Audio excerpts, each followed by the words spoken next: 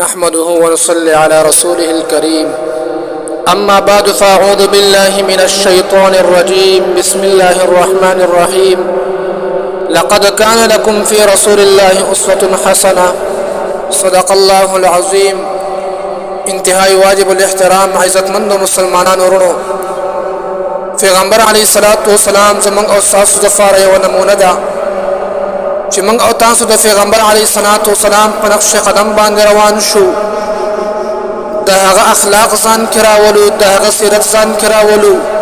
د حضرت عائشہ رضی الله عنها نه تاسو کیږي چې د پیغمبر علیه الصلوۃ والسلام اخلاق سو، د هغه سیرت سو. او ورته سوای كان خلق رسول الله صلى الله عليه وسلم، د پیغمبر علیه الصلوۃ والسلام اخلاق هغه قرآن سچ قرآن ویلو، د هغه عمل نمونه دنیا ته خودلی و.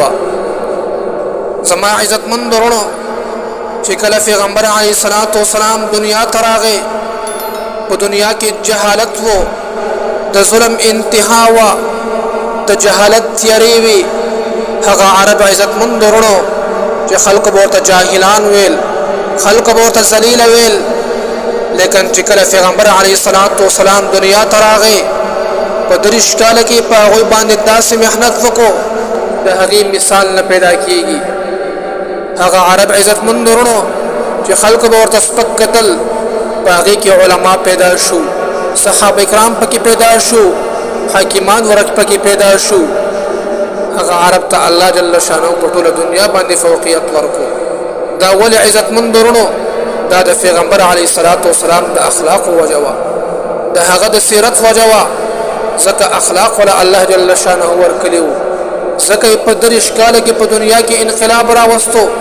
کله چې دنیا ته راځي د ظلم انتها ده، د جهالت تیاری دي، لیکن چې کله دریش کال پس د دنیا نه عزتمند ورونو دنیا ته یو مثال پرېښودو. عزتمند عمر رضی الله عنه یو ورځ هغه په یو سفر روان دی، ملګري ورسره دي، په یو غر باندې ودرېد او لاندې کتل. ملګري د هغه نه تپوس کوي ولې حضرت؟ هغه ورته وایي څه وخت داسې تېر شوی و چې په دغه ګشت بیابان کې به ما څاروي څرول، اوښان به مې څرول، ما به هغه اوښان اکثر کور ته وږي بوتلل. ما ته به پلار ویل ای عمر څه ویم که ته آینده وخت کې کامیاب شي، ځکه تا ته دومره پته نه لګېږي چې ته دا اوښان واپس کور ته وږي راولې. نو دغه عمر څه وایي؟ وایي کله چې ما د قرآن کریم په احکاماتو باندې عمل شروع کو، د پیغمبر علیه الصلوۃ والسلام سیرت مې ځان کې راولو، د هغه ژوند مې مخې ته کېښودو، نو اوس چې کوم دی الله جل شانه ما ته څومره مقام راکو، دومره بادشاهت عزتمند ورونو چې په نیمه دنیا باندې هغه راج کولو. اوس موږ او تاسو د هغې حساب ولګو، په هغې ځای باندې 15 ملکونه چې کوم دی هغه ژوند تېروي. دا ولې الله پاک ورته دومره مقام ولې ورکړی و؟ ځکه د پیغمبر علیه الصلوۃ والسلام سیرت ځان کې راوستلی و. د پیغمبر علیه الصلوۃ والسلام ځنې مخې ته ایښودی و. موږ لا هم پکار دی د پیغمبر علیه الصلوۃ والسلام ژوند چې کوم دی هغه مخې ته کېدو، د هغه په نقش قدم باندې روان شو. یقینا په دې کې کامیابي ده.